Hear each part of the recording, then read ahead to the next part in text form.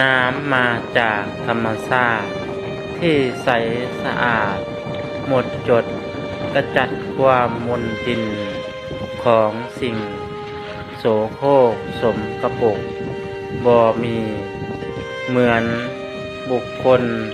ที่มีศีลธรรมประจำใจยืนอยู่ก็ดีเดินไปก็ดี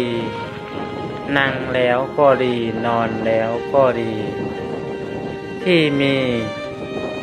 ศีลมีธรรมประจำใจขจัดความมลทินออกในใจของตนเสียได้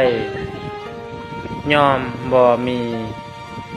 อกุศลทั้งหลายมาเจือปนจิตที่มีคุณธรรมเป็นจิตสะอาดเหมือนน้ำใสบริสุทธิ์